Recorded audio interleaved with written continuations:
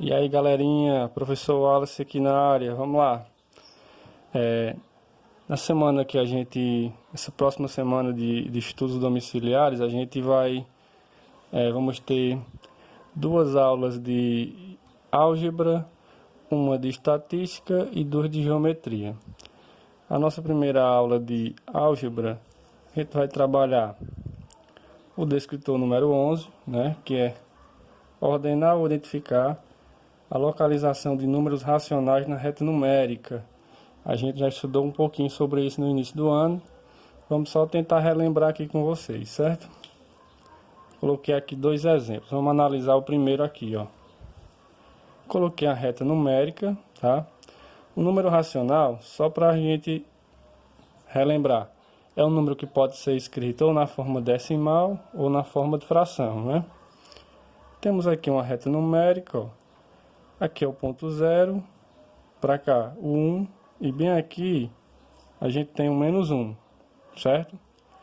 Aí, quando a gente fala em números racionais, vão ser números quebrados, né? Então, entre um número inteiro e outro número inteiro, exemplo aqui, tá o 0 e tá o 1, né? Por exemplo, 0 e 1 positivo. Entre o 0 e o 1, temos 9 tracinhos, que corresponde a uma parte, né, decimal. Tipo, o primeiro tracinho aqui após o 0 vai ser 0,1,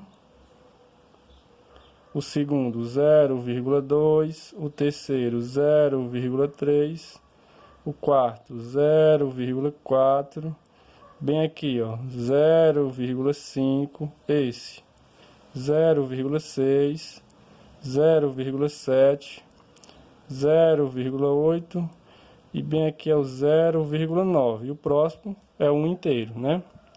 Coloquei assim para ficar mais fácil de vocês entenderem aqui a distribuição. A mesma coisa vai acontecer do lado esquerdo, só que aqui, né, são números decimais negativos, né? Menos 0,1, menos 0,2, menos 0,3, menos 0,4, menos 0,5, menos 0,6, menos 0,7, até chegarmos aqui, ó, em menos 0,9 e em seguida o menos 1 inteiro, né? Aí, de acordo com as alternativas que eu coloquei aqui para a gente analisar, a gente vai ter que descobrir o valor de A e de B, né? O A aqui é 0,3, o B menos 0,4.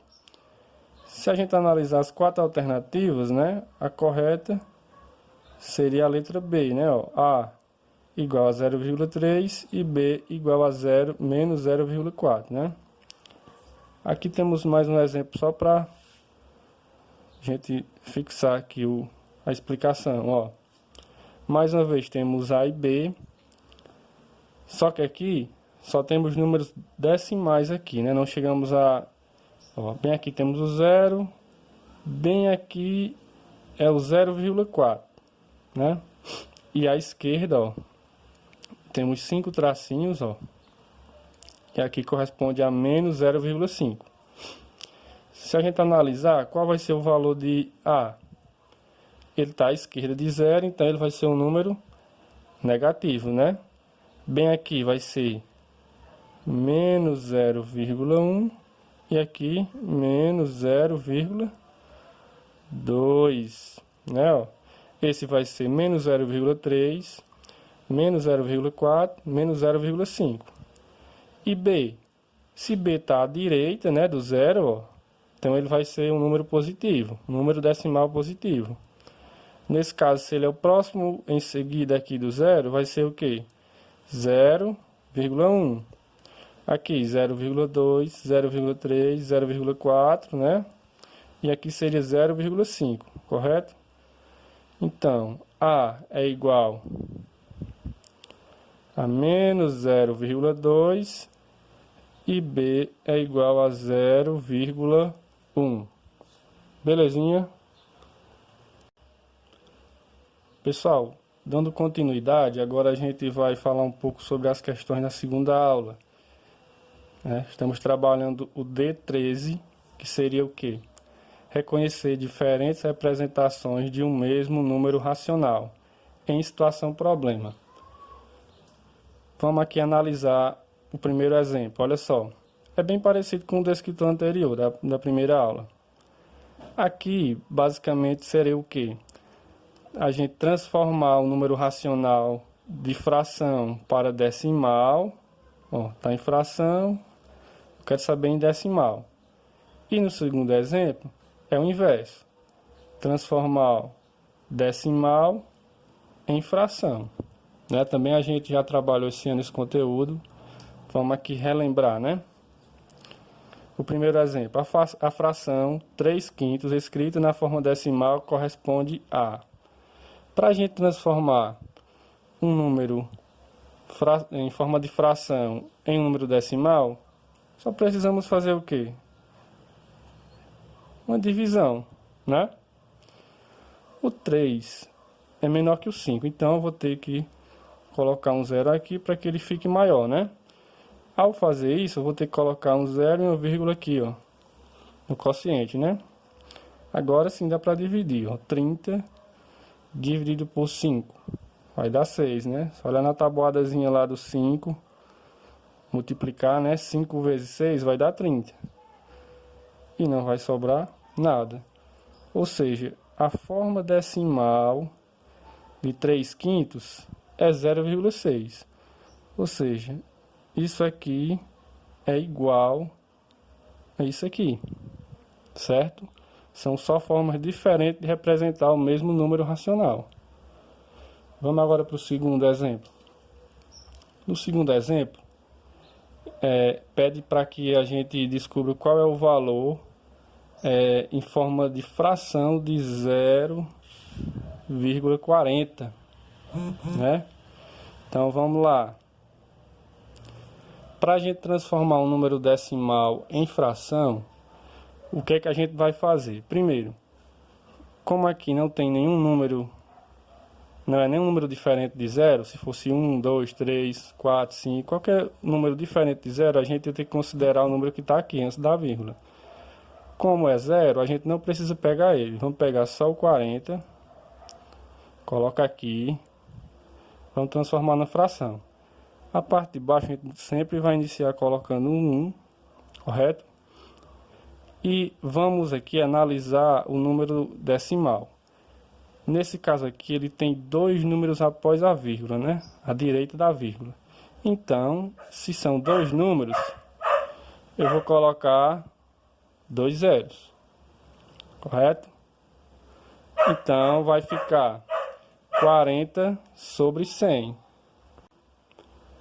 Para que a gente tenha uma fração mais, digamos que um resultado mais correto, né? Porque esse valor aqui eu posso simplificar, né? Transformar numa fração menor, né? Que seria o resultado final de fato da fração aqui, do 0,40 ao transformar em fração. Então a gente vai analisar, os dois aqui são pares, né? Simplificar é dividir em cima e embaixo pelo mesmo número. Vamos por 2, né? Para começar mais tranquilo aqui, ó. 40 dividido por 2. Isso é igual a 20. 100 dividido por 2 dá 50. Eu ainda posso continuar aqui a simplificar. Por 2 também, porque os dois números são pares, ó. Vamos por 2. 20 dividido por 2, 10.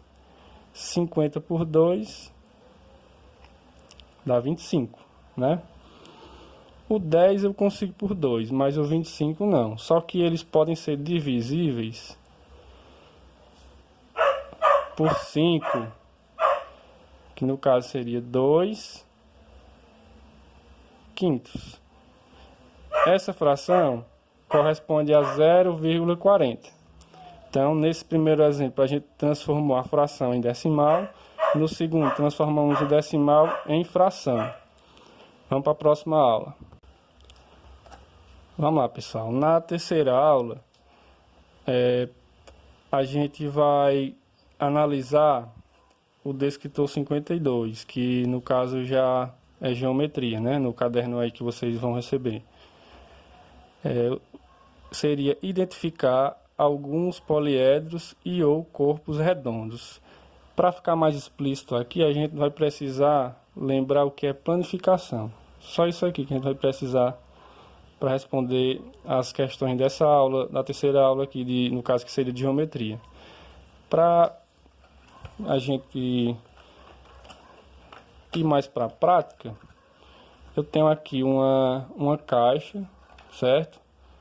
Ela, eu posso, como a gente está falando de planificação, o que seria isso? Seria pegar uma figura fechada, né? Ó, como essa caixa aqui, que no caso seria uma caixa retangular, né? E planificar seria fazer essa abertura dela aqui, deixar ela totalmente no plano, né? Aí a gente vai ter que fazer o que? Analisar onde cada parte vai ficar encaixada, né? Qual seria o lado, né? E analisar as alternativas que a gente tem na questão. Não é nada extraordinário, vocês já viram em séries anteriores. E vai ser bem tranquilo essa terceira aula para que vocês consigam responder. Então, eu só trouxe aqui uma caixa para explicar um pouco melhor, mas na prática, né, o que seria planificação. Seria pegar uma figura fechada, abri-la e analisar como ela fica no plano, né? Planificação seria isso, pessoal. Então, vamos para a próxima aula. Então, gente, agora na quarta aula, que no caso é de geometria, vamos trabalhar um descritor que a gente já viu ele bastante esse ano, né? Antes dos acontecimentos que, né, a gente está passando atualmente no mundo. O descritor 67, que seria o quê? Resolver problema envolvendo o cálculo de área de figuras planas. Então, vamos trabalhar área, tá? Aqui eu coloquei alguns exemplos que a gente já estudou esse ano, né? Ó. Calcular a área do retângulo, do triângulo, do trapézio e do losango, certo? Então vamos começar aqui pela área do retângulo. Para calcular a área, eu só preciso de ter duas medidas aqui, né? Ó, a base e multiplicar com a altura, né? Base vezes a altura, no caso seria 5 vezes 2, né? Ó, vamos lá. A área vai ser igual a base 5 vezes 2, que vai ser, no caso, 10 centímetros quadrados, certo? É importante, o quadrado a gente também pode calcular dessa forma, né? Então, fica a dica que dá para usar as duas formas nessas duas figuras. Para calcular a área do triângulo, precisamos da base, da altura, né? Só que a diferença é que a gente vai ter que dividir por 2, né? Se a gente comparar com a área do retângulo, temos essa diferença aqui. Então, vamos lá. O B, que é a base, é 4 vezes 5, né? Dividido por 2. Então, vamos lá. 4 vezes 5 dá 20, né? Dividido por 2. Que vai ser igual a 10 centímetros quadrados, né? Chegamos à resolução. Aqui embaixo, ó, a área do losango seria o quê? Diagonal maior vezes diagonal menor, né? Dividido por 2. É bem simples também de entender, porque o D maiúsculo vai ser sempre o maior número e o minúsculo o menor número, obviamente, né? Então, ó, vai ficar 7 vezes 4 dividido por 2. Primeiro, vamos responder a multiplicação. 7 vezes 4 dá 28, dividido por 2. Chegamos a 14 centímetros quadrados. Para fechar, né, que eu acho mais legal, acho que eu até comentei já com vocês, que é o trapézio, né? Base maior mais base menor, vezes a altura dividido por 2. É a fórmula mágica para a gente chegar à resolução da área dessa figura. A base maior é essa aqui, a menor é essa, e a altura é essa distância aqui, né? Como eu já expliquei para vocês. Isso aqui não são bases, são lados, né? É diferente. Então, não se confundam. Base é isso e isso. E a altura é essa distância aqui. Então, vamos substituir aqui, ó. Vamos lá. O B maiúsculo vai ser o maior número, no caso 8, mais 6, vezes a altura que é 4, dividido por 2. A área vai ser igual a 8 mais 6, dá 14, né? 14 vezes 4, dividido por 2. Então, vamos fazer aqui no cantinho, ó. 14 vezes 4, né? 16, vai 1. 4 vezes 1, 4 mais 1, 5, né? Fica 56 dividido por 2. Vamos fazer aqui no canto, ó. 5 dividido por 2 dá 2. 2 vezes 2, 4. Sobrou 1, né? Vamos baixar o 6. 16 dividido por 2 dá 8, né? E não sobra nada. Então, a área aqui vai ser 28 centímetros quadrados. Tranquilo até aí? Para a gente finalizar aqui o nosso vídeo, né? Vídeo aula. Chegamos à quinta aula, que é sobre estatística e probabilidade. Vamos trabalhar o descritor 75, que é resolver problema envolvendo informações apresentadas em tabelas ou gráficos. Temos aqui uma tabela, vamos analisar e ver qual das três alternativas aqui é a correta.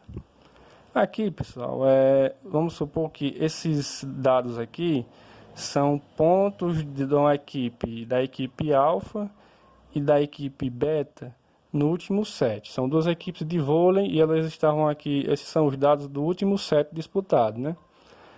Então, ó, aqui, em relação ao saque, a equipe alfa fez 2 pontos, a equipe beta fez 5.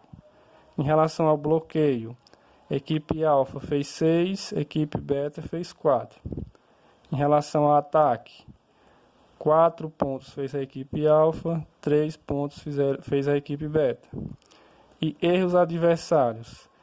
A equipe alfa ganhou 4 pontos com os erros cometidos pela equipe beta. E a equipe beta ganhou 2 pontos dos erros cometidos pela equipe alfa. Vamos analisar aqui as alternativas agora. Letra A. A equipe alfa superou a equipe beta em pontos de saque. Vamos lá. Saque é aqui. A equipe alfa só fez 2 pontos. E a equipe beta fez 5. Então, letra A não é, né? Letra B. A equipe alfa obteve mais pontos de bloqueio que a equipe beta. Vamos lá. Equipe alfa, bloqueio, né? Ó, a equipe alfa fez 6 pontos. A equipe beta, 4. Opa, por enquanto, parece que é essa daqui. Vamos para a letra C. A equipe beta obteve mais pontos com os erros da equipe adversária. Vamos lá, a equipe beta só conseguiu 2 pontos, a equipe alfa 4. Opa, então, como é que a gente vai fazer? Marcar a letra B, né? A equipe beta não obteve mais pontos com os erros da equipe adversária, não. Então, a alternativa correta é a letra B. Então, gente, vamos finalizar o vídeo por aqui. Estudem bastante, que na resolução das atividades, se prestarem atenção aqui e praticarem em casa, vocês vão conseguir fazer tranquilamente. Um abraço, estudem, fiquem com Deus.